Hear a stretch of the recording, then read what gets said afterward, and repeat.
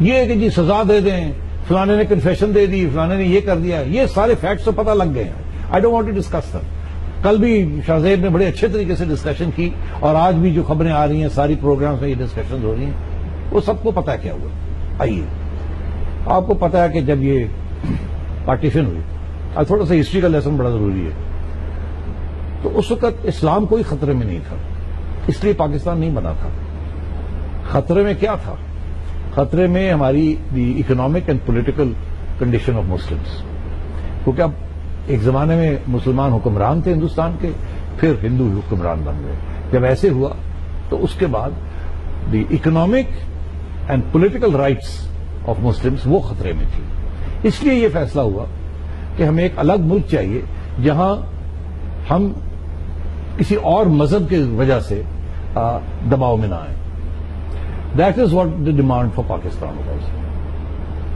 اسلام خطرے میں نہیں تھا، کسی نے آپ کو روکا نہیں تھا نماز پڑھنے سے، کسی نے آپ کو روکا نہیں تھا اپنے مذہب میں یقین رکھنے میں، کسی نے آپ کو کسی چیز سے روکا نہیں تھا. اسلام کسی خطرے میں نہیں تھا. اسلام بڑھ رہا تھا ہندوستان میں. خطرے میں تھا آپ کی حقوق، not as in a religious sense but in economic and political sense, just because کہ آپ مسلمان تھے. اس کے بعد کیا ہوا کہ ساری مذہبی جماعتوں نے پاکستان کی ڈیمانڈ کو اپوز کیا. ان کا یہ خیال تھا کہ یہ تو اگر تبدیلی، یہ اس قسم کی تبدیلی ہو گئی تو مسلمان بچھڑ جائیں گے، کوئی ادھر چلے جائیں گے، کوئی ادھر ہو جائیں گے. تو ہماری جو خلافت کی جو موومنٹ ہے یا ہماری یکجہتی جو ہے، ہماری جو ویٹ ہے وہ کم ہو جائے گی. اس لیے وہ اس کے خلاف تھے کہ تقسیم نہیں ہونی چاہیے، مسلمانوں کو ہندوستان نہیں رہنا چاہیے.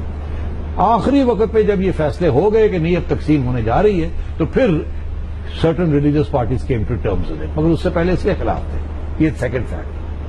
تھرڈ فیکٹ کہ کیا قائد اعظم محمد علی جناح اس قسم کی ریاست بنانا چاہتے تھے جو آج بنی ہوئی ہے پاکستان، یا نہیں. کیونکہ اگر آپ پہلی دو باتیں پہ یقین کریں جو میں آپ سے کہہ رہا ہوں، تو پھر واضح ہے کہ قائد اعظم محمد علی جناح کے ذہن میں جس قسم کی ریاست تھی وہ ایسی ریاست نہیں تھی جو آج بنی ہے. آج جو ریاست بنی ہے وہ کون سی ریاست بنی ہے؟ شروع کرتا ہوں میں آپ سے. 1952-3 میں سب سے پہلے رائٹس ہوئے پنجاب میں، اور وہاں مارشل لا لگانا پڑا. اینٹی احمدی رائٹس تھے. جماعت اسلامی اور دیگر جماعتی اسلاموں نے ان کو لیڈ کیا. سب سے پہلا ریلیجس مذہب کو سیاسی طور پہ استعمال کرنے کا پہلا رائٹ تھا. ابھی پاکستان کو 5 سال بنے ہوئے تھے اور یہ پہلا جسے کہتے ہیں نا تیر مار دیا گیا. اور اس میں جسٹس محمد منیر نے، جو اس وقت چیف جسٹس آف پاکستان تھے، اس وقت چیف جسٹس فیڈرل کورٹ، انہوں نے جو اپنی رپورٹ لکھی انہوں نے اس میں ایسی چیزیں لکھی کہ آج کا نوجوان طبقہ اگر ان کو پڑھ لے تو ان کے ذہن صاف ہو جائیں گے.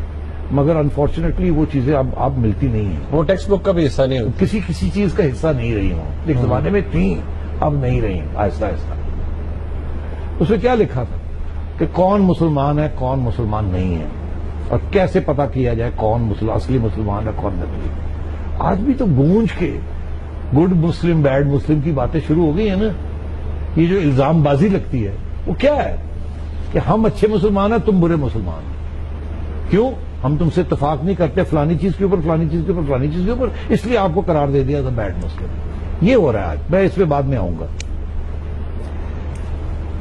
اس کے بعد کیا ہوا؟ اس کو کچل دیا گیا، ان رائٹس کو. پاکستان کی افواج نے اس کو مارشل لا لگا کے ختم کر دیا. 1974 تک تو کوئی اور میجر رائٹنگ نہیں ہوئی. 1974 میں ذوالفقار علی بھٹو صاحب، جس کے خلاف ساری مذہبی جماعتیں اکٹھی ہو گئی تھیں، کیونکہ انہوں نے نعرہ لگایا تھا جمہوریت، سوشلزم اور اسلام کا. انہوں نے کہا کہ یہ تو اسلام کی تو یہ جھوٹ بول رہے ہیں، اسلام کا ان کے ساتھ کوئی تعلق نہیں ہے، یہ تو سوشلسٹ ہے اور اس لیے ان کی اپوزیشن ہونی چاہیے.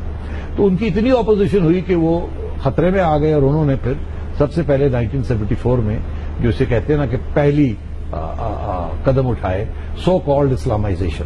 مطلب ہے کہ احمدیوں کو آؤٹ لا کر دیا، بین کر دیا، اور شراب بین کر دی، اور اس قسم کی چھوٹی چھوٹی چیزیں، ایک بڑی چیز اور ایک دو تین چھوٹی چیزیں ان کو خوش کرنے کے لیے.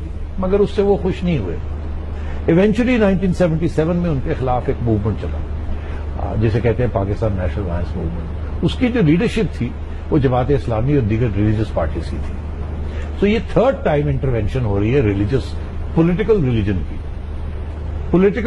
کی. اور اس کے بعد مارشل لا لگتا ہے، اور مارشل لا میں جنرل ضیاء الحق جو ہے وہ اسلامک مارشل لا لگاتے ہیں، اور انہی سیاسی جماعتوں، مذہبی جماعتوں کو ساتھ لے کر وہ آگے بڑھتے ہیں. وہ آخری وقت تھا. اس کے بعد جو بیج بوئے گئے وہ اس ریاست، اس معاشرے کے بیج، اس تعلیمی اداروں کے بیج جو ہے اس وقت بوئے گئے.